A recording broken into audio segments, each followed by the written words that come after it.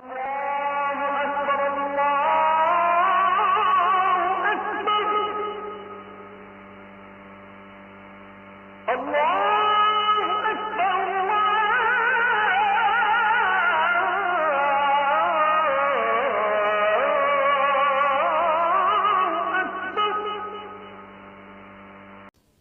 কারীমের মধ্যে আছে নবীজি সাল্লাল্লাহু আলাইহি সাল্লাম জীবনে একবার একজন অন্ধ সাহাবী নবীজির কাছ থেকে দ্বীন শিখতে আসছে। নবীজি তখন মক্কার কুরাইশ কাফেরদেরকে দাওয়াত দিচ্ছিলেন। নবীজি ওনার দিকে তাকাইয়া ভাবছেন ও তো আমার পক্ষেরই লোক, আমার সাহাবী, তাকে আমি পরে বলি। তো ফলে ওনার থেকে চেহারা তাকাইয়া আবার ফিরে গেছেন, দিয়া কাফেরদেরকে দাওয়াত দিচ্ছিলেন। আল্লাহ তাআলা কোরআনুল কারীমের সূরা নাজিল করে নবী সাল্লাল্লাহু আলাইহি সাল্লামের এই আচরণ সংশোধন করে দিয়েছেন। আল্লাহ বলছে, বন্ধু এটা কিন্তু ঠিক হলো না, ঠিক হলো না। আপনি আপনার একজন সাহাবীর দিকে তাকিয়ে চেহারা আবার ঘুরাইয়া ফেললেন। আন জাআহুল আ'মা, কি অন্ধ দেখে না? আল্লাহ বলতে কি ঘটনা, কি সে অন্ধ দেখা?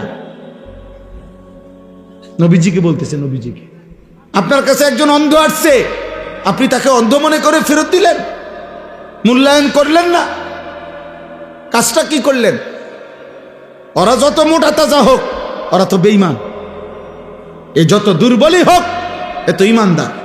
আপনার উচিত ছিল ইমানদারকে প্রাধান্য দেওয়া। আল্লাহ তাআলা সংশোধন করে দিয়েছে। কোরআন শরীফে আছে, কাল্লা ইন্নাহা তাযকিরা, সাবধান নবী, এটা আমি আল্লাহ আপনাকে উপদেশ দিলাম। এভাবে বলছি, তাফসীরের মধ্যে সব কিতাবে আছে। এই অন্ধ সাহাবীকে এরপরে নবী সাল্লাল্লাহু আলাইহি সাল্লাম যখনই দেখতেন আসতেছে, হযরত আব্দুল্লাহ ইবনে উম্মে মাকতুম রাদিয়াল্লাহু তাআলা আনহু, উনারে দূরে থাকতেই নবীজি সাল্লাল্লাহু আলাইহি সাল্লাম আগের থেকে কথা বলতেন, মারহাবান, আহলান সাহলান, স্বাগতম, তুমি আসো। আগে তোমার কথা, পরে অন্য কথা, তোমার কথা কও, এইভাবে বলতেন। এই জন্য বাপ, আমার বলার উদ্দেশ্য হলো, এই আমি মোবাইলটা বন্ধ করতে বলছি এই জন্য, মূল উদ্দেশ্য হলো হয়তো মোবাইল দিয়া কাউকে দেখাইবেন, কাউরে দেখানোর দরকার নাই। বাপ নিজের জন্য গ্রহণ করেন, নিজের জন্য গ্রহণ করেন। আমি মরে গেলে দোস্ত, তুমি মরে গেলে, বাবা আপনি মরে গেলে, এই পৃথিবী যত আধুনিকই হোক, আপনার কি আমার কি? আপনার কি আমার কি? হায় মুসলমান, এটা বুঝেন না। আমার মৃত্যুর পরে যদি আমার বংশের সবাই সাদের দেশেও যদি ঘরবাড়ি করে, তা আমি কি? আমার তো নাই, আমি তো নাই, আমি তো কবরে, আমি তো কবরে। কিয়ামতের দিন যদি নবী সাল্লাল্লাহু আলাইহি সাল্লামের সুপারিশে, মনে করেন হাসরের ময়দানের 100 কোটি মানুষ কথার কথায়, তো সকলকেই আল্লাহ নবীর সুপারিশে জান্নাত দিছেন, শুধু একজন ব্যক্তিকে আল্লাহ তাআলা জাহান্নাম দিছে মনে করেন, তো সেই একজন যদি আমি আনিসুর রহমান হই, তাহলে বাকি সবাই জান্নাতে গেলে আমার কি লাভ? আমার কি লাভ তখন? ঠিক আছে, ওরা সবাই জান্নাতে গেছে, আমি তো জাহান্নামী হলাম। তখন বাকিদের জান্নাতে যাওয়ার দ্বারা জাহান্নামী ব্যক্তি এইটা নিয়ে বলবে, যাক আমি জাহান্নামে জ্বলতেছি, আমার ফুট তো বেহেশতে গেছে, এটা নিয়ে কইব আমি জাহান্নামী হইলে আমার কি, যাক আমার বউ তো জান্নাতে গেছে, এটা নিয়ে বলবে? বরং আফসুস করবে, আফসুস, আফসুস করবে।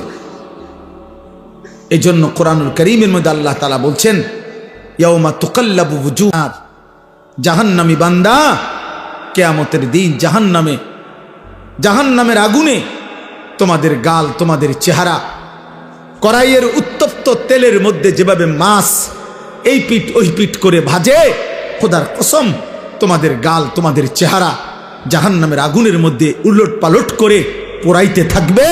আর নাফরমান শুধু চিৎকার করবে আর বলবে, ইয়াকুলুনা ইয়া লাইতানা আতানা আল্লাহ ওয়া আতানার রাসূলা, হায় আমার আফসোস মন্দ কপাল, আমি যদি আল্লাহ এবং রাসূলের আনুগত্য করতাম। দোস্ত তোমাদেরকে বলি, বাবা নওজোয়ান, খুব বেশি ফুর্তি করছো, তোমরা খুব বেশি রঙের ঘুড়ি উড়াইতেছ, খুব বেশি তামাশা করছো। এই নতুন প্রজন্মের 14, 16, 18, 20, 25 বছরের কিশোর যুবক, তোমরা যা করছো, মুসলমানের সন্তান এমনটা মানায় না, উচিত না। মুসলমানের ঘরে এক মুসলিম মায়ের পবিত্র দুধ পান করে এত আত্মবিস্মৃত, আত্মভোলা, এমন আল্লাহ বলা, আখিরাত বলা হওয়া উচিত না আব্বা। এটা সুফল আনবে না, খোদার কসম না। আখিরাত তো নাই দুনিয়ার মধ্যেও। আমি বললাম পরিষ্কার, এই অব্যাহত নারী ছবি, জিনা, ব্যভিচার, মোবাইলের অস্থির দৃশ্য দেখা, উলঙ্গ নাচ গান দেখা, এক ওয়াক্ত নামাজ না পড়া নাফরমান আগামীর পৃথিবী তোদের জন্য কল্যাণ আনবে না। মনে রাখো, তোমরা অধিকাংশ কিশোর যুবক ছেলের চেহারা দেখলে পরিষ্কার বোঝা যায়, এই যেগুলা দাঁড়ায় আছো, বসে আছো, অধিকাংশই নওজোয়ান বেনামাজি। তোমরা, তোমাদের চেহারার মধ্যে নামাজের কোনো চিহ্ন নেই। বেনামাজি, বেয়াদব, বেনামাজি, বেয়াদব। আসমানের নিচে জমিনের উপরে বেনামাজির চাইতে নিকৃষ্ট কোনো বেয়াদব আর কেউ নেই। যার কপালে সেজদা নাই সে পৃথিবীর যেই কোনো নিকৃষ্ট জানোয়ারের চাইতেও নিকৃষ্ট। জানোয়ার এজন্য সেজদা দেয় না, কারণ কোন জানোয়ারের উপরে সেজদার হুকুম নাই। মানুষ নামের এই জানোয়ারকে আল্লাহ সেজদা দিতে বলছে, অথচ সে সেজদা দেয় না, এই জন্য এইটা জানোয়ারের চাইতেও নিকৃষ্ট। কুত্তা এই জন্য সেজদা দেয় না, কুত্তার উপরে সেজদার বিধান নাই। শূকর এই জন্য সেজদা দেয় না, শূকরের উপরে সেজদার বিধান নাই। ছাগল, গরু এই জন্য সেজদা দেয় না, তাদেরকে আল্লাহ সেজদা দিতে বলে নাই। আব্বা তোমারে বলছে, তোমারে বলছে বাপ। এজন্য আসমানের নিচে জমিনের উপরে আল্লাহর কোরআনে আল্লাহ বলছে, ফাখালাফা মিন বাদিহিম খালফুন, সর্বনিকৃষ্ট মানুষ। কোরআন শরীফের আয়াত, সবচেয়ে নিকৃষ্ট মানুষ আল্লাহ বলছে কারা? আল্লাহ বলছে আদাউস সালাহ, এক, যারা তাদের নামাজ নষ্ট করে। দুই, ওয়াত্তাবাউস শাহওয়াত, যারা তাদের শাহওয়াত, মনের হারাম চাহিদা, কুবাসনা, মনের চাহিদা শুধু পূরণ করে, আল্লাহর বিধান, রসুলের বিধান, হালাল হারামের বিধান কোনো পরোয়া করে না। খোদার কসম, আল্লাহ বলছে তারা সর্বনিকৃষ্ট প্রজন্ম, ওরা নিকৃষ্ট, নিকৃষ্ট, নিকৃষ্ট, নিকৃষ্ট বেটা। অতএব বেনামাজি ছেলেরা, তোমরা যারা আজকে সারা দিনে এক ওয়াক্ত নামাজ পড়ো নাই, নাফরমান, তুমি চলে গেলে ভালো হয়। যাও এখান থেকে, সরো, যা বেটা নাফরমান, চলে যা বেটা। তোর মতো নাফরমানের ভালোবাসা দিয়ে আমি কি করবো? আমি কি ভোটে দাঁড়াইছি বেটা? আমি কি ভোটে প্রার্থী? আমি কি নির্বাচনের গণসংযোগে আসছি বেটা? তামাশা দেখা কি করবা? হুজুরের কি করবা? মুসলমানের ঘরে এমন নিকৃষ্ট সন্তান কেমনে হইলা? 365 দিনে, খোদার এক বছরে কোনোদিন ফজরের নামাজ পড়লা না, এত বড় জানোয়ার কেমনে হইলা? এত বড় জানোয়ার হইলা কেমনে? তোর মা তোকে দুধ পান করায় নাই? তোর মা তোকে আল্লাহ চিনায় নাই? তোর বাপ তোকে বলে নাই? তোর মক্তবের হুজুর তোকে বলে নাই? তোদের গ্রামের মসজিদে আজান হয় না?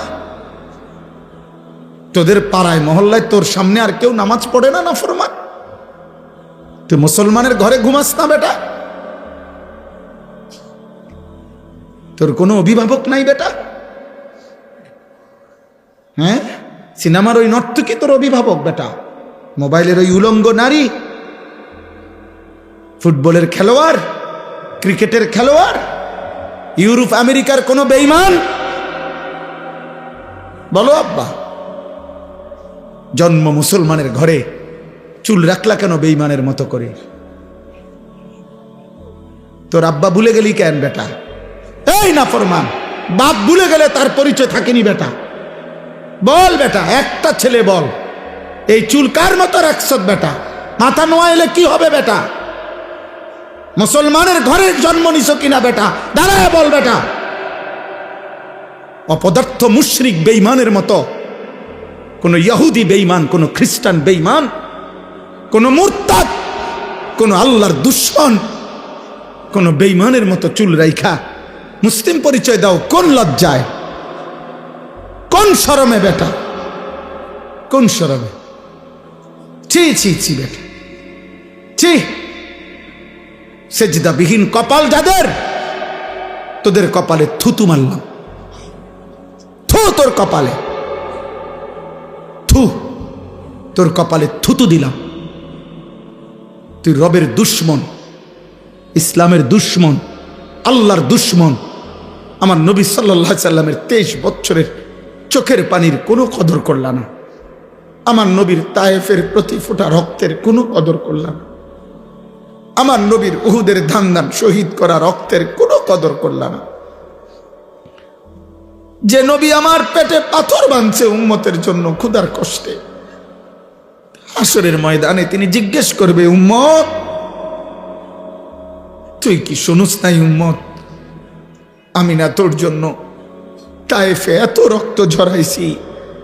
মক্কার কাফের বেটা, নবীজির রক্ত মাখা তায়েফের রক্তাক্ত দেহ, মক্কার সবচেয়ে বড় কাফের উতবা, নবীর বড় দুশমন ছিল যে ব্যক্তি মৃত্যু পর্যন্ত, আবু জেহেল আবু লাহাবের সাথে উতবা নামে এই কাফের সর্দার সর্বপ্রথম আমাদের নবী সাল্লাল্লাহু আলাইহি সাল্লামকে তায়েফ থেকে নবী যখন ফিরে আসছে মাঝ পথে রক্ত মাখা দেহ তখনও মুছে নাই।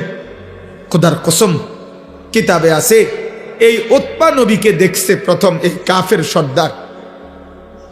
এরই ভাতিজা তো নবীজি আজকে 11 বছর নবীর বিরোধিতা করে গেছে মক্কায়, কিন্তু তায়েফ থেকে নবী ফিরে আসছে উতবার বাগানে নাখলা নামক জায়গায়, মক্কা এবং তায়েফের মাঝামাঝি জায়গায়। নবী সাল্লাল্লাহু আলাইহি সাল্লাম যখন ঢুকছে তখন উতবা বাগানে ছিল। সে দূর থেকে তাকাইয়া দেখছে ভাতিজার সারা দেহে রক্ত মাখা, তায়েফ থেকে ফিরে আসছে। আল্লাহর কসম কিতাবে লিখছে সে তো কালেমা পড়ে নাই, কিন্তু এই কাফের সর্দার নবীজির রক্ত মাখা দেহ দেখা চিৎকার দিয়া কাঁদছে আর বলছে, তায়েফবাসী আজ 11 বছর আমরা আমাদের ভাতিজার বিরোধিতা করি, কিন্তু কোনোদিন তাকে এভাবে মারি নাই। তোরা আমার ভাতিজারে কেমনে পারলি এভাবে মারতে?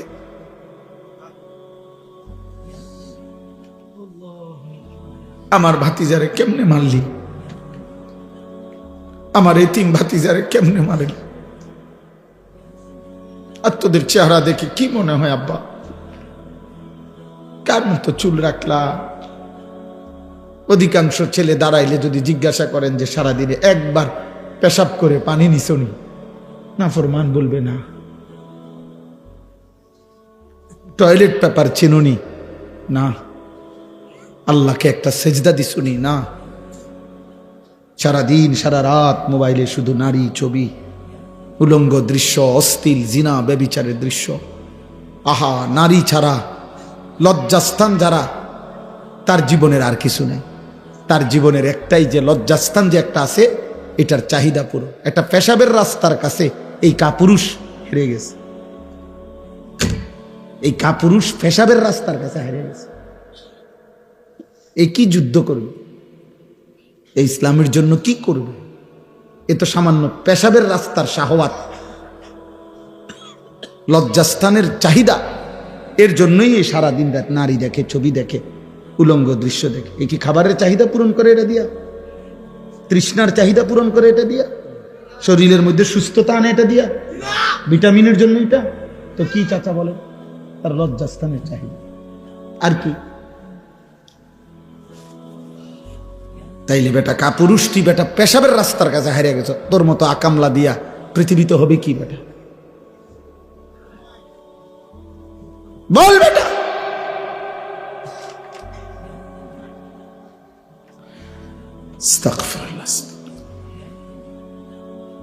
এজন্য ভাবো, আমি বলতে চাইছি এটা, আমি জনপ্রিয়তা বুঝি না, ছোট বড় মাহফিল বুঝি না, অনেক লোক হয়েছে না কম হয়েছে এটা আমার কিচ্ছু আসা যায় না। আমি সব সময় এক তালেই বলতে চেষ্টা করি। বেশি বা কম দ্বারা প্রভাবিত হওয়া এটা কোনো প্রয়োজনীয় কিছু না।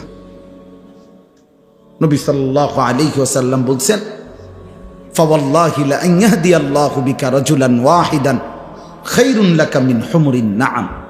নবীজি বলছেন, আল্লাহর কসম, তোমার দ্বারা একজন ব্যক্তি আল্লাহর পথ পাওয়া গোটা আরবের সমস্ত দামি উট তোমাকে হাদিয়া দেওয়ার চাইতে উত্তম। কয়জন? এক যুবক আল্লাহ চিনবে, এক যুবক মালিককে সেজদা দিবে, আমার 30 বছর সার্থক। এক যুবক যদি বলে, আল্লাহ আমি আপনাকে আর নারাজ করব না, আমি আপনাকে সেজদা দেব, এক ফোঁটা চোখের পানি যদি কোনো যুবকের পড়ে, আমার 21 বছর সার্থক। আমি তো ভোটে দাঁড়াইছি না যে আমার এত মানুষের সমর্থন দরকার, আমি ভোটে তো দাঁড়াই কোনো প্রার্থী না, আমার কোনো মার্কা নাই, আমি কোনো মার্কার প্রচারণাও করি না, তাইলে আমি জনসমর্থন দিয়ে করব কি? আমি জনপ্রিয়তা দিয়ে করব কি বাবা?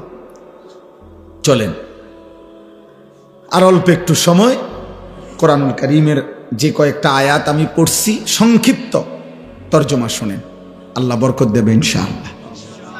নওজোয়ান ভাই, তোমাদের কাছে অনুরোধ ভাই, কিশোর ছেলেরা, যুবক, এত বিপুল পরিমাণ তোমরা চারিদিকে তাকায় দেখো, তোমাদের সমবয়সী বেশি, তোমরা সর্বোচ্চ 20-30 কিলোমিটার জায়গার থেকে আসছো, তোমরা সারা বাংলাদেশের ছেলে না, এখানে তোমরা সর্বোচ্চ এই এলাকার আশেপাশে 20-30 কিলোমিটার জায়গার ছেলে, তাহলে মাত্র 20-30 কিলোমিটার জায়গার থেকে যদি এখানে 2000 ছেলে হয়, ধরেন কথার কথা, আর সেখান থেকে যদি 1800 ছেলেই বেনামাজি হয়, তো ইসলামের কি হালাত, আমার দেশের কি হালাত হিসাব করেন মিয়া। 2-3টা স্লোগান হইনা লাফাইল হইতো না,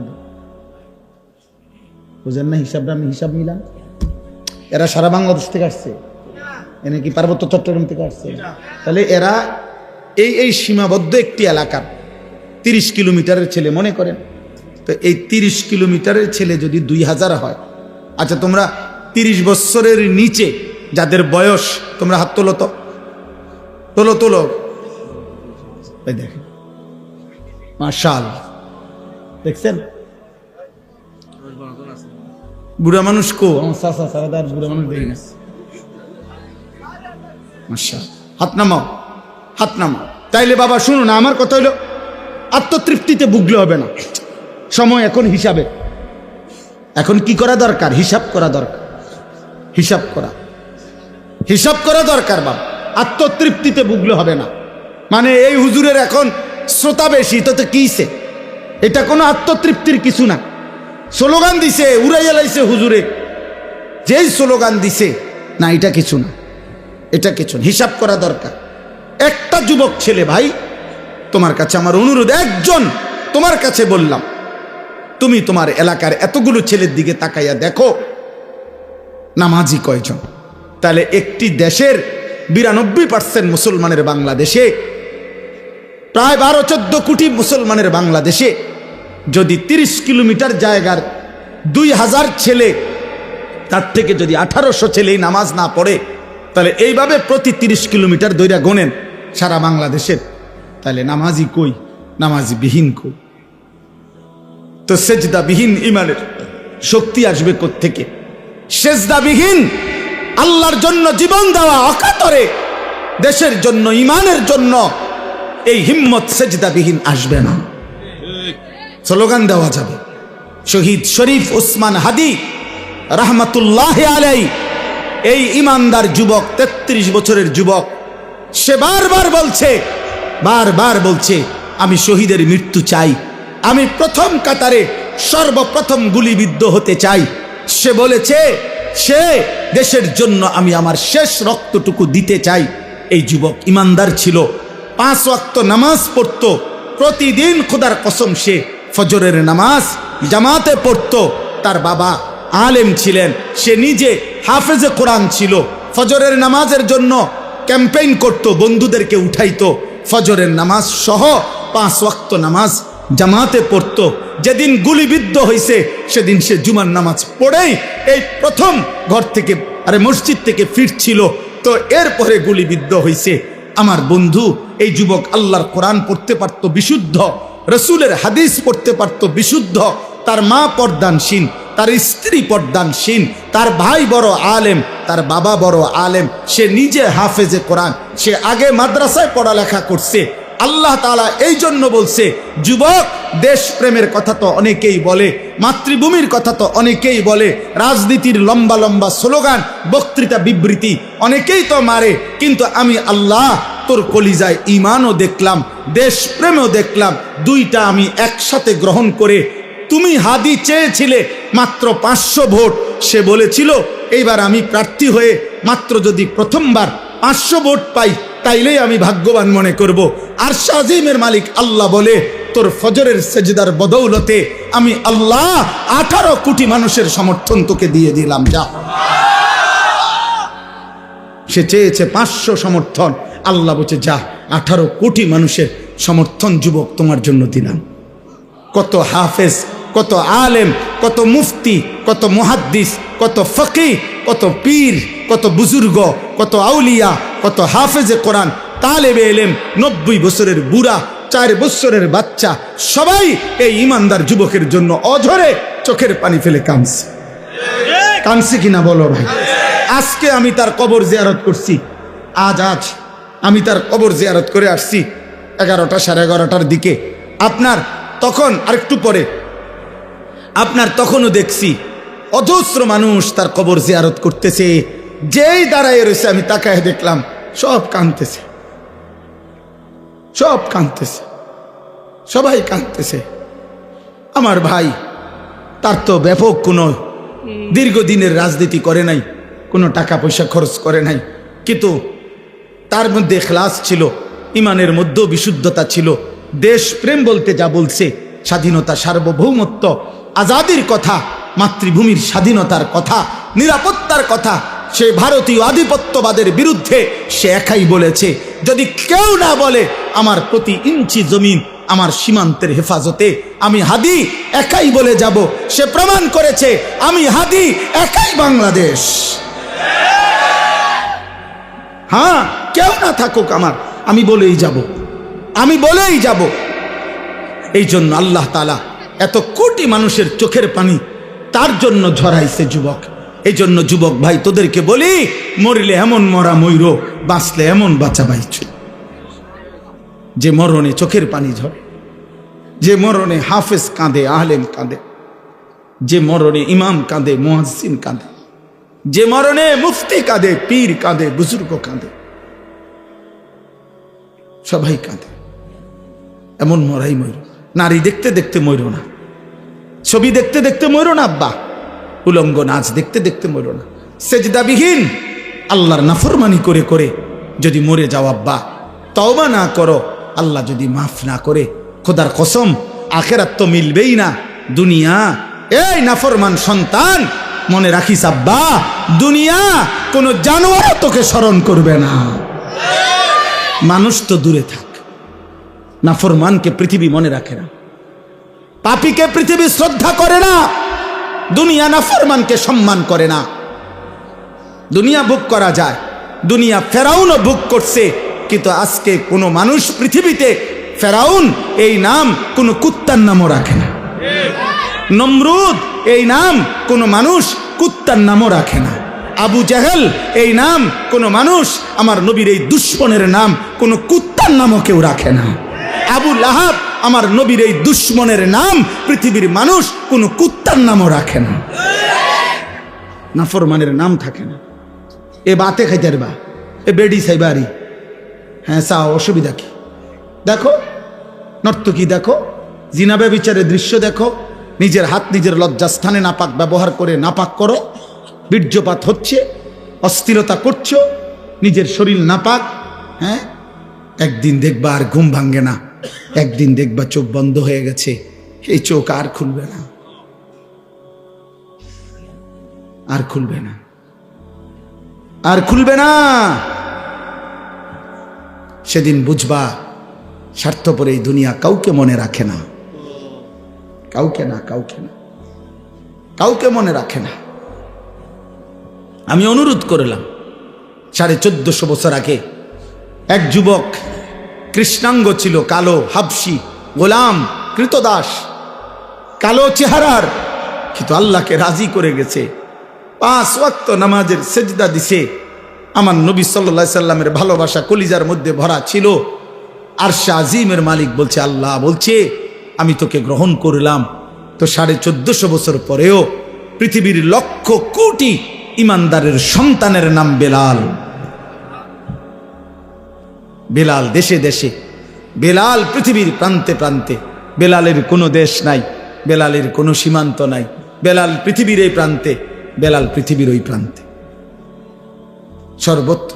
এই একদিন মনে রাখো আব্বা, শহীদ শরীফ উসমান হাদি রাহমাতুল্লাহ আলাইহি, এই ইমানদার যুবকের নামও ইনশাআল্লাহ 1000 বছর পরে আমার বাংলার মাটিতে যেই সন্তান জন্ম নিবে, সেও বুঝ হওয়ার পরে শহীদ শরীফ উসমান হাদির নাম তার কলিজায় রব বসায় দিবে।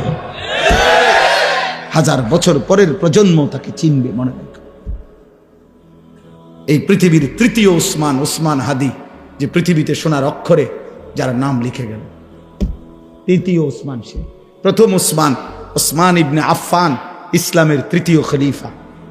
দ্বিতীয় উসমান, 650 বছর এই পৃথিবীতে উসমানী খেলাফত, তুর্কি খেলাফত, অটোমান সাম্রাজ্যের প্রতিষ্ঠাতা ওসমান গাজী, তিনিও 650 বছর এই পৃথিবীতে ইসলামী খেলাফত ছিল, উসমানী খেলাফত। এই খেলাফতের যিনি প্রতিষ্ঠাতা ছিলেন তার নামও ছিল উসমান গাজী। উসমান সে দ্বিতীয় উসমান, আর এই তৃতীয় উসমান শহীদ শরীফ উসমান হাদি রাহমাতুল্লাহ আলাইহি। গোটা পৃথিবীতে ইনশাআল্লাহ তার নাম আলোচিত হয়েছে। হ্যাঁ, রাজনীতি আগেও কেউ করছে, পরেও কেউ করবে, কিন্তু কলিজার এত পানি, চোখের এত পানি আর কেউ ঝরাইতে পারবে না। আল্লাহ আমাদেরকে কবুল করে নেন। এজন্য যুবক নষ্ট হয়েও না, চরিত্রহীন হয়ে, নারী দেখে দেখে শেষ হয়েও না। আজকে সেজদা কর। নবী সাল্লাল্লাহু আলাইহি সাল্লামের এই কথার কোনো জবাব দিতে পারত না। কিয়ামতের দিন আল্লাহর নবী আমল নামা দেখে জিজ্ঞেস করবে, উম্মত আনিসুর রহমান, আমার উম্মত তুমি 365 দিনে, খোদার 1 বছরে একদিনও ফজরের নামাজ পড়লা না? তুমি আমার উম্মত, তুমি আমার উম্মত 30 বছর টানা সুদে খাইলা। 60 বছর বয়স তোমার, প্রতিদিন বিড়ি সিগারেটে খাইয়া গেলা। তুমি আমার উম্মত, 60 বছরও মনে পড়ে না এটা গুনাহ? 60 বছর বয়সেও মনে পড়ে নাই যে টেলিভিশনে নাচ গান দেখা গুনাহ? তোমার স্ত্রী 30 বছর বয়স পর্যন্ত, 30 বছরও কোনোদিন পর্দা করে নাই? তোমার মৃত্যু পর্যন্ত তোমার ঘরে নিয়মিত রঙিন টেলিভিশন চলতো, নর্তকী নাচতো, নাটক সিনেমা চলতো। তুমি আমার উম্মত। তুমি কবরে আসছো এটা কি নিয়া? হাসরে আসছো এটা কি নিয়া? আমি কি দেখে সুপারিশ করব? কথা বলে না। নবী সাল্লাল্লাহু আলাইহি সাল্লাম যে সুপারিশ করবে এটা জানেন? কথা বলেন না কেন? জানেন তো। সুপারিশের কোনো কাগজপত্র লাগবে না, কোনো ফাইল টাইল লাগবে না, এমনি। হ্যাঁ, তো আপনি কি দেখাইবেন? আরে বলেন না, আপনি কি দেখাবেন? এই সুদখোর বাপ, আপনি কি দেখাবেন? এই বিড়িখোর বুড়া মিয়া, 60 বছরের বুড়া চাচা, আপনি অনবিড়ি খান কোন লজ্জায়? আপনি চা দোকানে টেলিভিশন দেখেন কেন? এই বুড়া চাচা, আপনি যদি এখনো 60 বছর বয়সে এখনো রঙিন সিনেমা নর্তকী দেখেন, আপনার চোখে যদি কোনো লজ্জা না থাকে, আমনের ফুত নাতি আপনার থেকে কি শিখবে মিয়া? আমার বিরোধিতা করেন, কাল বলে দিয়েন এমন হুজুরের ডাকাইতা হুজুর আজীবন আইন না। হ্যাঁ কইেন, আপনি বলে যাইয়েন এখন, নাহলে অন কন তারা রেকর্ডিং করে রাখো যে এমন হুজুর আর আইন না। এই রুম ঢাকায় হুজুর তো দেখছি না, কিন্তু আপনি বলেন এই বুড়া চাচার এখনো লজ্জা হওয়ার সময় হয় না? আপনার 60 বছরও আপনার শরম হইতো না? ছি ছি ছি ছি, আপনার থেকে আখলাক শিখবে কিভাবে? আখেরাত শিখবে কিভাবে? প্রজন্ম চোখের সামনে শেষ হয়ে যাচ্ছে, আমাদের চোখের সামনে আমাদের ছেলে মেয়েরা চরিত্রহীন হয়ে যাচ্ছে, এক ওয়াক্ত নামাজ পড়ে না, মুসলমানের ঘরে রাত আসলে ঘুমা। আমি জীবনে একবার আমার আব্বারে জীবনে একবার বলছিলাম, আব্বা আমি এই মাদ্রাসায় পড়বো না, আরেকটা মাদ্রাসায় আমারে ভর্তি করায় দেন। আমার আব্বা বলছিল, ফুত পরের লোকমা ভাত আমার ঘরে খাইও না, সাবধান। পরের লোকমা দিতে নিষেধ করছে, যে বাইর তোমার জেনে মনে কর ফললে পড়ো, না ফললে বাদ দাও, কিন্তু আমার ঘরে এক লোকমা ভাত খাইও না। কসম খোদার, চোখের পানি ফেলতে ফেলতে পরে মাদ্রাসায় গেছি গাজে, এই বাদ দিত না। হ্যাঁ, আহা, দুপুরবেলা মায়ের হাতের রান্না করা ভাত খাইয়া মুসলমানের বাচ্চা এই নাফরমান সেই যে 2টা বাজে বাইরেছে, রাত 11টা বাজে ঘরে ফিরছে, আবার ভাত খাইয়া ঘুমায় গেছে। আহা, মা বাপ একটাবার জিজ্ঞাসাও করে না যে রে কিরে ফুত আসর নামাজ কই পড়ছো, মাগরিব কই পড়ছো, এসব এগো কারো কোনো কিছুর দরকার নাই, তো টিয়া হইলেই তো হইছে। টেনশন শুধু একটাই, বিদেশ যাইব নি, টাকা কামাই করব না, পয়সা দরকার, পয়সা। তার নামাজ দিয়ে তে বুঝুক আমার টাকার দরকার। এই জন্য ফুতেরে কয় যে বুঝছি তোমারে দিয়ে হইতো না, কোনো কামে লাগলে লাগো, নইলে বাড়ি যাবে। টাকা দিলে লাইনে আছে, টাকা না দিলে বেলাইনে আছে। সন্তান বুঝা গেল, আপনার সন্তান আপনার টাকা উপার্জনের মেশিন বানাইছেন। এটা 18 বছরের ছেলেটা আপনাকে আল্লাহ দিছে পয়সা কামানোর লেগা, এটা এর মধ্যে আখেরাত নাই, আপনার স্ত্রীর আখেরাত নাই, আপনার মেয়ের আখেরাত নাই। এটাই সফলতা যে পয়সাওয়ালা জামাই সাইয়া মেয়েটা বিয়ে দিছি, খালাস সফল। আল্লাহ আমাদেরকে বুঝ দান করেন, আল্লাহ আমাদেরকে ফিকির দান করেন। অনুভূতি চাই বাবা। অভিভাবক আপনারা বদলান, আপনারা চেঞ্জ করেন, আপনারা হিসাব লাগান। এই সমাজ এমনি ছেড়ে দিলে হবে না, আগামী প্রজন্ম নিরাপদ থাকবে না। এই ছেলে পেলে এরা, তোমরা বড় হইবা বাবা, আমার কথা বুঝো। তোমরা যারা এই 14, 16, 18, 20 বছর বয়সী একটা প্রজন্মের যদি বড় অংশ, তোমরা যদি বেনামাজি হইয়া বেড়ে ওঠো, তোমরা যদি নারী দেখতে দেখতে, ছবি দেখতে দেখতে, উলঙ্গ দৃশ্য দেখতে দেখতে তোমরা যদি বেড়ে ওঠো, খোদার কসম আব্বা, তোমাদের হাতের পরের জেনারেশন ওরা বহুত বড় কমবখ, বড় বেশি দুশ্চরিত্র হবে। এটা মনে রাখো। আমি আমার আব্বারে দেখছি জীবনভর সাদা টুপি পরতেন। আমার বাবা জীবনে কোনোদিন রঙিন টুপি পরে নাই, আমি জীবনে কোনোদিন পরিনি, আমার ছেলে কোনোদিন পরে না। তাহলে এটা একটা সিলসিলা আছে মানুষের, বাবার আসর থাকে মানুষের উপরে, মায়ের আসর থাকে, বংশের প্রভাব থাকে। তাহলে তোমার আমার ভাই, তোমরা যখন বড় হবা, আল্লাহ চাহে তো আল্লাহ তোমরা হায়াত দিক, তোমরা বিবাহ করবা, তো তোমাদের বিবাহের পরে আল্লাহ যদি তোমাদেরকে সন্তান দেয়, তো তোমার এই আখলাকের উপরে তোমার সন্তান কি হবে?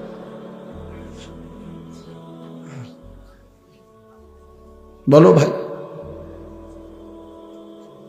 একটা ছেলে ভাইব, আল্লাহ তৌফিক দান করে। চলেন এই আয়াতগুলোর অর্থ শুনে। আল্লাহ তাআলা বলেন সূরা কাসাস 28 নম্বর সূরা, দেরি করব না, শুধু অর্থ বলুন। 20 নম্বর পারা, সূরা কাসাস 28 নম্বর সূরা, 51 থেকে 56 6টি আয়াত পড়ছি। এই তর্জমা বলি। আগে 1 মিনিট তর্জমার জন্য সুবিধার্থে 2টা মিনিট একটা কথা বলি।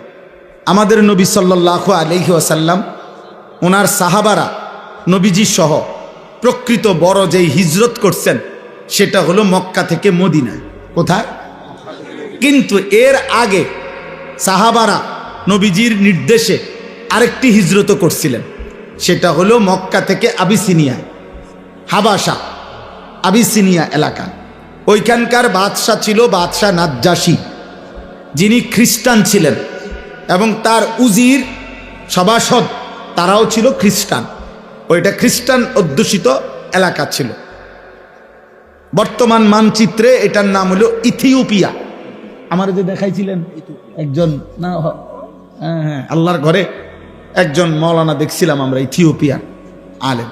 তো এই ইথিওপিয়া মানে আবিসিনিয়া বলতো আগে, হাবাসা, এই হাবসার মধ্যে আল্লাহর নবী সাল্লাল্লাহু আলাইহি সাল্লামের আদেশে নবীজি সাল্লাল্লাহু আলাইহি সাল্লামের নবুয়তের ৭ম বছর সাহাবায়ে কেরাম প্রায় ৭২ থেকে ৭৪ জন ওনারা মক্কা থেকে সেখানে হিজরত করে গেছিলেন।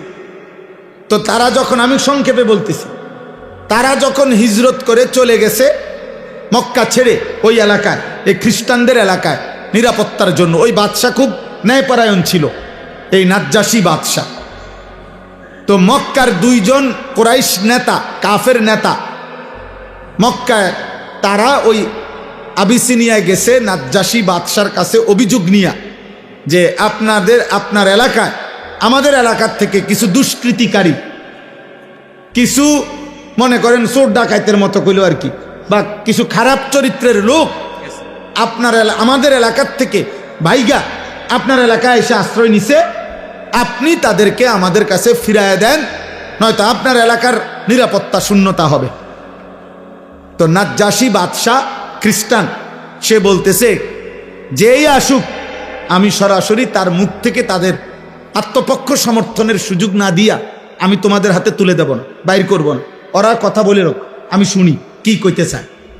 তো বাদশাহ নাজ্জাশী তখন ওই সাহাবায়ে কেরামের এই জামাতকে খবর দিছে যে তোমাদের বিশেষ একটা প্রতিনিধি বাদশার দরবারে আসো এবং তোমাদের কথা বলো, তোমরা কোত্থেকে আসছো, কেন আসছো, কি হয়েছে, তোমাদের ঘটনা বলো। এখন ৭২ জন সাহাবীর পক্ষ থেকে রাসূলুল্লাহ সাল্লাল্লাহু আলাইহি ওয়াসাল্লামের আপন চাচাতো ভাই হযরত জাফর ইবনে আবি তালেব রাদিয়াল্লাহু তাআলা আনহু, জাফর এই মুতার যুদ্ধে যিনি শাহাদাত বরণ করছিলেন, নবীজির আপন চাচাতো ভাই, মানে আলী রাদিয়াল্লাহু তাআলা আনহুর ভাই জাফর, এই উনি নেতৃত্ব দিয়ে আরো 10-12 জন নিয়ে বাদশার দরবারে আসছে। আয়েশা বাদশাহ এবার বলছে যে এই 2 জনকে চিনো? বলছে হ্যাঁ চিনি, ওরা আমাদের এলাকার, ওই যে কুরাইশ যে কাফের 2 জন আইছে না, ওরা, ওদেরকে চিনো? হ্যাঁ চিনি, আমাদের। আচ্ছা, এখন তোমরা কেন আসলা এই এলাকায়, আর তোমরা কি ছিলা, কি হইল, কেন আইলা? তখন তাফসীরের মধ্যে আছে হযরত জাফর ইবনে আবি তালিব রাদিয়াল্লাহু তাআলা আনহু একটা লম্বা ভাষণ দিছে এই বাদশার দরবারে। বলেছে, বাদশাহ আমরা চরিত্রহীন ছিলাম, লম্পট ছিলাম, নারী, জিনা, ব্যভিচার, মদ, জুয়া, হত্যা, খুন, চুরি, ডাকাতি, রাহাজানি, মারামারি, হানাহানি, এই ছিল আমাদের জীবন। আমরা এটাই করতাম। আমাদের জীবন ছিল নারী, নেশা, মারামারি, এই 3 জিনিস এবং যাবতীয় পাপ। আমাদের বংশ থেকে আমাদের দীর্ঘদিনের পরিচিত 40 বছর ধরে আমরা যাকে দেখছি, আমাদের চোখের সামনে যে বড় হইছে, যার চরিত্র আখলাক আমরা একেবারে বুঝ যাওয়ার পর থেকে কোনোদিন যার চরিত্রে আমরা কোনো কলঙ্ক দেখি নাই, এমন একজন পুত পবিত্র মানুষ, তিনি আমাদেরকে একটি ধর্মের দিকে আহ্বান করছেন, এক কালেমার কথা আমাদেরকে বলছেন এবং এই যাবতীয় অপরাধ পাপ ছেড়ে দিতে বলছেন। তা আমরা আল্লাহকে মেনে ওই নবীর কথা অনুসরণ করে আমরা আগের যত মন্দ অভ্যাস এগুলো ছেড়ে দিছি এবং এখন আমরা আল্লাহর ইবাদত করি, আমরা মানুষের হক আদায় করি, ইনসাফের উপরে চলতে থাকি, এই আমাদের অপরাধ। এই কথাটা সত্য কিনা এটা অগরেজি। ওই যে এই 2 জন এখন মক্কার কুরাইশ এই 2 লোককে নাজ্জাশী বাদশাহ জিজ্ঞাসা করছে যে বলো যে সে যে বলছে এই কথা ঠিক কিনা। এবার হেরা কহ ঠিক, কত তাহলে একটু আগে কি বললা, উল্টাটা বললা কেন? তারা আগে না খারাপ ছিল, এখন তো তারা ভালো হয়েছে। তখন এই শুনেন কথাটা, নাজ্জাশী বাদশাহ তখন উপস্থিত তার খ্রিস্টান যারা সভাসদ, মানে উজির নাজির, তারা তো সব বসে রয়েছে। তো তাদের সামনে বাদশাহ নাজ্জাশী তখন তিনি বললেন ওই যে জাফর রাদিয়াল্লাহু তাআলা আনহুকে, যে তাহলে তোমাদের সেই নবীর উপরে নাজেলকৃত যেই কিতাব কোরআন, আসমানি কিতাব, এটা আমার একটু শোনাও তো। তো তখন হযরত জাফর রাদিয়াল্লাহু তাআলা আনহু সূরা মরিয়ম, যেখানে আল্লাহ তাআলা হযরতে মরিয়ম এবং ঈসা আলাইহিস সালামের কথা উল্লেখ করছেন, তারা তো উনারই মানে, কথা বুঝছেন কিনা? উনারে মানে না, খ্রিস্টানরা ঈসা এবং মরিয়মকে মানে। এই সূরাটা তেলাওয়াত করছে আল্লাহর দয়ায়, তিনি তেলাওয়াত করছেন আল্লাহর কোরআন। আর নাজ্জাশী বাদশার দুই গাল দিয়া, চোখ দিয়া অঝরে পানি ঝরতেছিল। পুরা মজমার যত উজির নাজির সব অঝরে কাঁদতেছিল। যখন তেলাওয়াত থামছে তখন তিনি বললেন, নাজ্জাশী, যে আল্লাহর কসম, আমি তোমাদের নবীর নাজিলকৃত এই কোরআনের কথা আমি সর্বান্তকরণে মেনে নিলাম। উপস্থিত অনেক লোক এবং বাদশাহ কালেমা পড়ে ইমানদার হইলেন।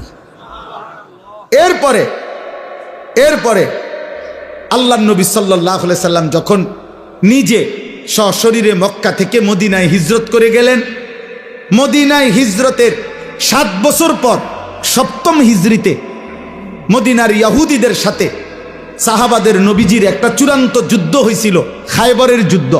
এই খায়বরের যুদ্ধে আল্লাহ তাআলা যখন মুসলমানদেরকে বিজয় দিছেন, এই বিজয়ের পরপর তখন ওই আবিসিনিয়াতে যেই সাহাবীরা এতদিন ওইখানে ছিল, উনারা আর ওইখান থেকে যারা খ্রিস্টান ধর্ম থেকে মুসলমান হয়েছে, এরকম একটা প্রতিনিধি দল মদিনায় আল্লাহ রাসূল সাল্লাল্লাহু আলাইহি সাল্লামের কাছে আসছে।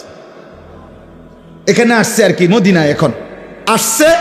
আসার পরে তারা আল্লাহর নবী সাল্লাল্লাহু আলাইহি ওয়াসাল্লাম ওনার কাছে তারা বলছে, আমরা আপনার প্রতিনিধির হাতেই আমরা প্রথম তেলাওয়াত আল্লাহর কোরআন শুনেই আমরা কালেমা পড়ছি, এবং আমরা ইতিপূর্বেও আমাদের নবী ঈসার উপরে নাজিলকৃত ইনজিল এবং আমাদের নবী ঈসাকে আমরা আপনার কোরআনের বর্ণনা যেরকম ঈসা নবীর ব্যাপারে আল্লাহর বান্দা, তিনি আল্লাহর পুত্র না, আমরা ঠিক এটাই মানতাম এবং ইনজিল আমরা মেনে নিছি।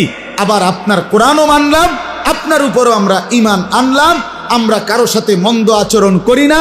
আমরা আপনার জন্য এখন আমাদের আর্থিক সম্পত্তি থেকে সাদাকা করতে চাই, দান করতে চাই। আমরা আমাদের আখলাক ওনাদের সংস্পর্শে আমরা শুনাইলাম। এই কথাগুলো যখন শুনাইছেন তখন আল্লাহ তাআলা কোরআনুল কারীমের এই আয়াতগুলো নাজিল করে এই মানুষগুলো যারা আসছে, যারা আগে নবীর উপরে ঈমান রাখছে, ইনজিল মেনে নিছে, এখন আবার পুনরায় কোরআন শুনেই মেনে নিছে, নবীজিকেও মেনে নিছে, আল্লাহ তাদের প্রশংসা করতে গিয়ে কোরআনুল কারীমের এই আয়াতগুলো নাজিল করেছে। এবার দেখেন তরজমা। আল্লাহ তাআলা বলেন, ওয়ালাকাদ ওয়াসালনা লাহুমুল কওলা লাআল্লাহুম ইয়াতাযাক্কারুন। আল্লাহ তাআলা বলেন, আমি আল্লাহ আমার কোরআনের মধ্যে যাবতীয় কথা বারংবার বলেছি। কোনো কথাই আমি অস্পষ্ট, অগোছালো, সামান্য ইঙ্গিত অল্প স্বল্প বলে ছেড়ে দেই নাই। প্রত্যেক কথা আল্লাহর প্রতি ঈমান, রাসূলের প্রতি ঈমান, আখিরাতের প্রতি ঈমান, যা বলা দরকার তা বারবার বারবার বারবার, এই ওয়াসালনা শব্দের অর্থ বারবার বারবার বলেছি, যেন আমার বান্দার কলিজায় ঢোকে, যেন প্রত্যেকেই আমি আল্লাহর কথা থেকে উপদেশ গ্রহণ করতে পারে। এবার আল্লাহ বলেন, বন্ধু আপনাকে শুনাইতেছি, আল্লাযীনা আতাইনাহুমুল কিতাবা মিন ক্বাবলিহি ওয়া হুম বিহি ইউমিনুন। যে মানুষগুলো আপনার সামনে আছে, এরা ইতিপূর্বে আমি যেই আসমানি কিতাব নাজিল করেছিলাম ইনজিল, তার উপরে ঈমানদার ছিল। ওরা না বললো আমরা ছিলাম, আল্লাহ স্বীকৃতি দিছে, হ্যাঁ এরা ছিল। ওয়া ইদা ইউতলা আলাইহিম, আবার যখন তাদের সামনে আমার কোরআন তেলাওয়াত করা হলো, ক্বালু আমান্না বিহি, এরা সাথে সাথে বলছে আমরা এটাও মেনে নিলাম। ইন্নাহুল হাক্কু মির রাব্বিনা, এই কোরআন নিশ্চয়ই আমাদের আল্লাহর পক্ষ থেকে সত্যি সত্যি নাজিল হয়েছে। সুবহানাল্লাহ। ইন্না কুন্না মিন ক্বাবলিহি মুসলিমিন, ইতিপূর্বেও আমরা আল্লাহর আনুগত্যই ছিলাম, আজ আমরা নতুন করে আখিরি নবীকেও মেনে নিলাম, কোরআনকেও মেনে নিলাম। আল্লাহ বল, বন্ধু এবার তাদের পুরস্কার শোনেন। উলাইকা ইউতাউনা আজরাহুম মাররাতাইন। আল্লাহ বলেন আমি আল্লাহ ওয়াদা দিলাম ইতিপূর্বেও যারা আমি আল্লাহকে মেনে নিছে, এখন আপনাকেও মানছে, কোরআনকেও মানছে, আমি আল্লাহ ওয়াদা দিলাম তাদের প্রত্যেকটি নেক আমলের বিনিময় আমি আল্লাহ দ্বিগুণ দ্বিগুণ ডাবল ডাবল নিয়ামত পুরস্কার প্রতিদান দিতে থাকব, সওয়াব দিতে। তাদের প্রত্যেক আমলের ডাবল ডাবল নেকি, প্রত্যেক আমলের কি। এজন্য পূর্ববর্তী দিন যদি কেউ ইয়াকিনের সাথে মেনে আবার ইসলাম গ্রহণ করে, কালেমা গ্রহণ করে, কোরআন গ্রহণ করে, আল্লাহ বলেন তার প্রথম পুরস্কার হলো তার সব আমল ডাবল ডাবল নেকি। আল্লাহ বলেন এ দেখেন আরেকটু, আল্লাহ বলে বন্ধু এরা তো আগেও ইমানদার ছিল, এখনো আবার ইমানদার হইল, এ কারণেও তাদের নেকি দ্বিগুণ দ্বিগুণ। কিন্তু শুধু এই কারণে না, তাদের মধ্যে আরো কিছু গুণ আছে। এবার আল্লাহ এই গুণগুলোর প্রশংসা করতেছে যে এদের মধ্যে আরো কিছু গুণ আছে, এই গুণগুলো কারণেও আমি আল্লাহ কিয়ামত পর্যন্ত যার মধ্যেই থাকবে তাদেরকেও আমি আমার নেকি দ্বিগুণ দ্বিগুণ দিতে থাকব। বিমা সাবারু, তারা আমি আল্লাহর হুকুমের উপরে সবর করেছে, ধৈর্য ধারণ করেছে। একবার বলেছি ঈসা নবীকে মানো, মানছে। এখন বলছি আখিরি নবীকে মানো, মানছে। একবার বলছি ইনজিল মানছে, আবার বলছি কোরআন মানতে, এখন তারা কোরআন মেনে নিছে। তাহলে তারা আমার হুকুমের উপরে ধৈর্য ধারণ করেছে। অতএব যে আমার হুকুমের উপরে ধৈর্য ধারণ করে আমি তার নিয়ামত, তার নেকি, তার পুরস্কার দ্বিগুণ দ্বিগুণ দিতে থাকব। 2, ওয়ায়াদরাউনা বিল হাসানাতিস সাইয়্যিআ, তাদের একটা বড় স্বভাব, তারা যেই কোনো মন্দ আচরণের জবাবে উত্তম আচরণ দ্বারা সেটা প্রতিহত করে। এটা তাদের, এজন্য তাদের পুরস্কার দ্বিগুণ। আর এই গুণ যার মধ্যে থাকবে, মন্দ আচরণের জবাবে যে উত্তম আচরণ করবে মানুষের সাথে, আমি তাকেও দ্বিগুণ দ্বিগুণ নেকি দিতে থাকব।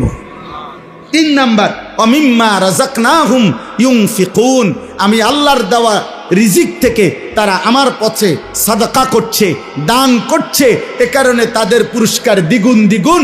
এই পুরস্কার কিয়ামত পর্যন্ত যারা আমি আল্লাহকে মেনে আমার পথে প্রতিনিয়ত দান সদকা করতে থাকবে, তাদের নেকিও আমি আল্লাহ দেব দ্বিগুণ দ্বিগুণ।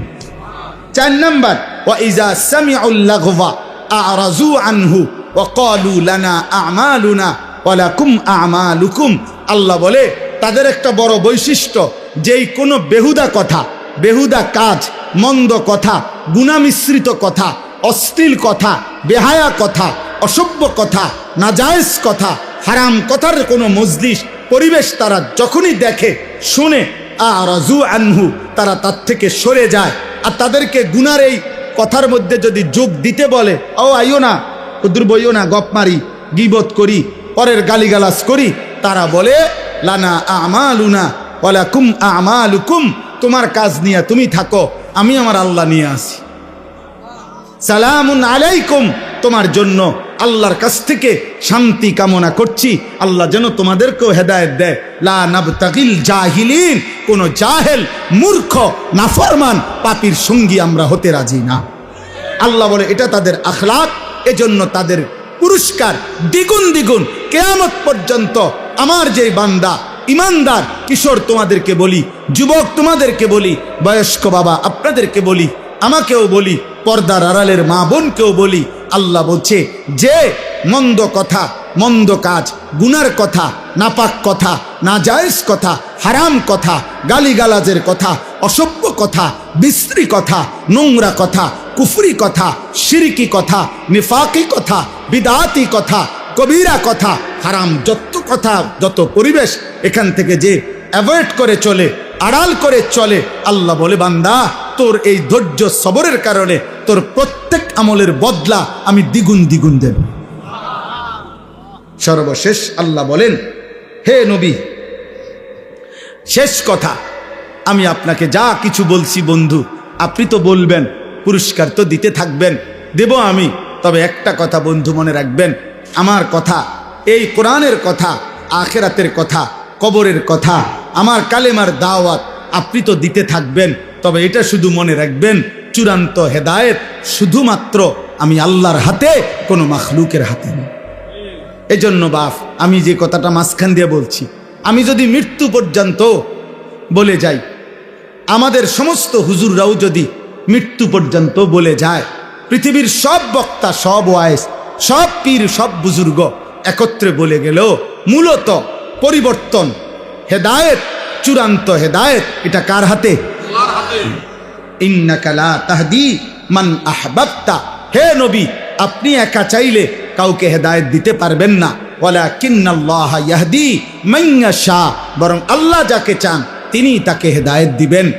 ওহুয়া আ'লামু বিল মুহতাদিন, প্রকৃত পক্ষে হেদায়েত পাবে কারা কারা সেটা আল্লাহই জানে। কে জানেন? একটা উদাহরণ দেই। আবু জেহেল নাম শুনছেন কিনা?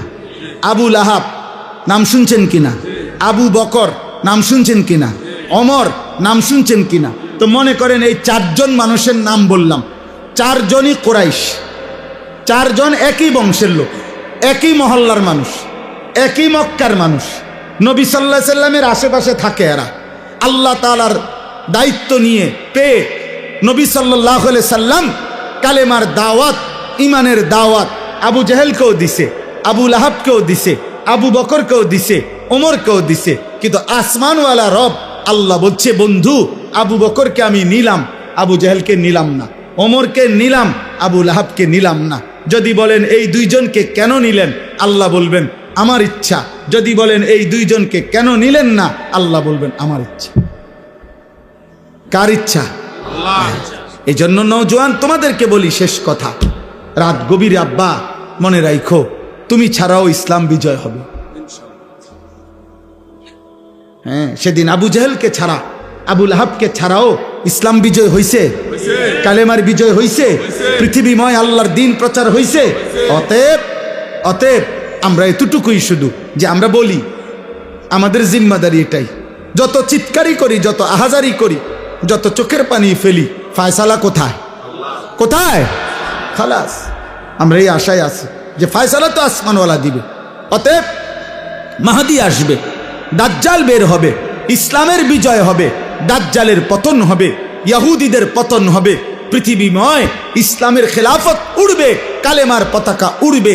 খোদার কসম, আগামী দিনে আরেকবার কসম খোদার, নবী বলছে যদি ইসরাফিলের ফু দিতে আর একদিনও বাকি থাকে কিয়ামতের, তবুও মাহদী আসবে, দাজ্জাল বের হবে, যুদ্ধ হবে, ঈসা আলাইহিস সালাম আসমান থেকে নেমে আসবে, ইহুদিদের শেষ বেঈমানের পতন হবে, মৃত্যু হবে, আল্লাহর কালেমা, ঈমানের পতাকা, ইসলামের খেলাফা সারা পৃথিবীময় আরেকবার প্রতিষ্ঠিত হবে। খোদার কসম, এটা আখিরি নবীর ফয়সালা। নবী সাল্লাল্লাহু আলাইহি সাল্লাম এটা বলেছেন। অতএব ঈমানদার যুবক, দ্বীনের জন্য, মাহাদির জন্য, ইসলামের জন্য, কালেমার জন্য কয়জন লাগবে? এই ফয়সালা কার হাতে? কারে নেবে? এই ফয়সালা কার হাতে? অতএব চরিত্রহীন যুবক, লম্পট যুবক, নারী, অশ্লীল ছবি, জিনা ব্যভিচারের দৃশ্য দেখে তোমরা যারা আছো, মনে করো না তোমার মতো অপদার্থের জন্য ইসলাম আটকায় যাবে। তোমার মতো আকামলা ছাড়াও ইনশাআল্লাহ ইসলামের বিজয় হবে, কালেমার বিজয় হবে। কিন্তু একদিন চোখ বন্ধ হইলে দেখবা, কবরে গেলে ফেরেশতা তোমার মতো নাফরমানকে লাথি দিয়া কবরে পাঠাইবে জাহান্নামে। সেদিন বুঝবা এই মৌলবীদের কথা কতটা দরকার ছিল। সেদিন বুঝবা এটুকু নামাজ পড়তে পারতাম। সেদিন বুঝবা আল্লাহরে ডাকতে পারতা ইচ্ছা করল, শরীর স্বাস্থ্য সবই ছিল, কিন্তু নাফরমানি করলা। অতএব রাত গভীরে আমি বললাম, সমস্ত কিশোর যুবক ভাই, দয়া করে নষ্ট হইও না। এই পৃথিবী তোমারে মনে রাখবেন, কেউ তোমার জন্য বসে নাই রে আব্বা। তুমি অ্যাক্সিডেন্ট করে দেখো, পিছনের গাড়ি থামে না, ছাড়ি দিয়ে জায়গা। কত সিএনজি প্রতিদিন অ্যাক্সিডেন্ট হয় না, কত গাড়ি, কত মানুষের লাশ পড়ে থাকে, কত মানুষ আহত হয়ে পড়ে থাকে। হয়তো 5 মিনিট জ্যাম বাজে, 10 মিনিট জ্যাম বাজে, এরপরে আস্তে আস্তে ছাড়ি দিয়া সবাই চলে যায়। স্বার্থপর এই দুনিয়া, কেউ থামে না। ধোকা ধোকা। এই বন্ধু নামের যেসব শয়তান তোমার লগে এখন আড্ডা দেয়, নারী দেখে, ছবি দেখে, উলঙ্গ দৃশ্য দেখে, তোমারে ফুর্তি করে, এই হাইওয়ান তোমার বিপদে থাকবে না। তুমি পাওটা ভাঙ্গা দেখো, আর ওরে ক বন্ধু তোর পাওটাও তুই ভাঙ, সে জীবনও না, বলবে ভালো থাকিস, আচ্ছা যাই। এই জন্য চরিত্রহীনের খপ্পরে পড়ো। আমি বললাম চরিত্রহীনের খপ্পরে পড়ো, নিজের চালাক মনে করো। আম হাসিবাল্লাযীনা ইয়ামালুনা সাইয়্যাতি আন ইয়াসবিকুনা, আল্লাহ বলে বান্দা ভেবো না গুনাহ করে আমারে ডিঙ্গায় লাইবা।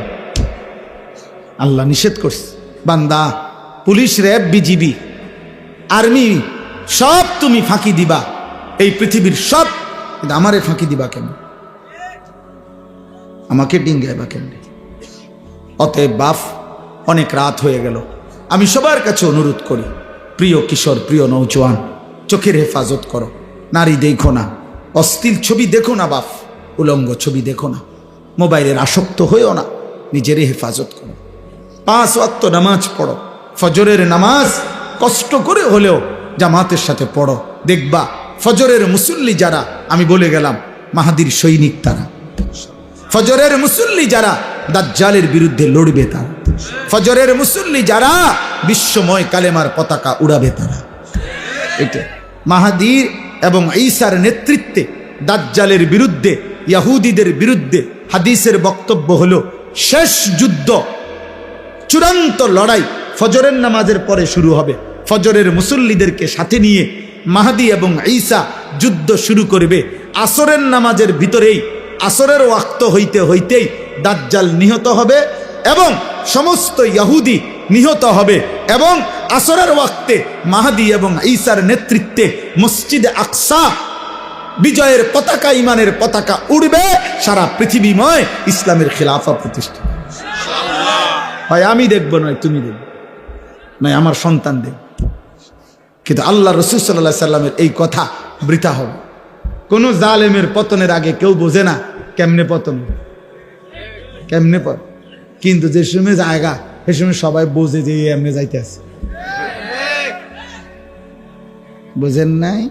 হ্যাঁ, হেলিকপ্টার উঠবার আগে কেউ বুঝছে না যে হেলিকপ্টার দিয়ে যাইব না অটো দিয়ে যাইব, কেউ খেয়াল করতে, কিন্তু যখন হেলিকপ্টার ছেড়ে দিছে সবাই বুঝা লাইছে যে এই জায়গা। এটাই পৃথিবী। ফেরাউন, মুসা আলাইহিস সালাম নদী দিয়ে যে রাস্তা হয়েছে 12টা, 1 মিনিট শুনেন তো। ফেরাউন এপাশে আইসা দেখছে যে নদীর উপরে রাস্তা, 12টা রাস্তা, এটা দিয়ে মুসার বাহিনী পার হয়ে গেছে। ফেরাউন বলতেছে তার অনুসারীদেরকে, চলো আমরাও পার হই, ধর্মু, কিন্তু তুই তো বাদশাহ, তুই খোদা, নাউজুবিল্লাহ, তুই তো খোদা দাবি করো, তুই তো বাদশাহ, তো তার তো এটা বোঝা উচিত ছিল এত বড় নদীতে 12টা রাস্তা, এটা আমি বরাদ্দ দিলাম না, আমি স্যাংশন করলাম না, আমি উদ্বোধন করলাম না, এটি করতে গেল রাস্তাটি। আপনি কথাটা বুঝছেন না? তোর তো এটা বোঝা দরকার আগে। তো কিরে কিরে এটি কে করলো আমার এলাকায়? আমি কো আল্লাহ বলে না, ব্যাক কল আইবা না, মুসার রঙে রঙে আসো, সামনে আগাও, আগাও না, এখনই না বুঝবা রাস্তা করতে গাইছে। এরপরে ডুববে গেছে কিনা বলেন? এই জন্য বুঝাই, কোন জালেম পতনের আগে বুঝে না পতন কিভাবে হবে, কোন পাপী জানে না। অতএব দোস্ত, রাসূলুল্লাহ সাল্লাল্লাহু আলাইহি সাল্লামের কথা সত্য, সত্য সত্য, সঠিক তো ইনশাআল্লাহ। আরেকবার যুদ্ধ হবে, জিহাদ হবে, আরেকবার কালেমার পতাকা উড়বে ইনশাআল্লাহ। আমগরও ডেইলি মানুষে কয়, অনেকেই হুজুর সেফে থাকেন, সাবধানে বললেন, পরিবেশ পরিস্থিতি ভালো না। 300 বছর আগে, 3000 বছর আগেরও কাউরে যদি আপনি কবর থেকে উঠান, উনার আমলও মানুষ উনারে কইছে সেফে থাকেন, পরিস্থিতি ভালো না।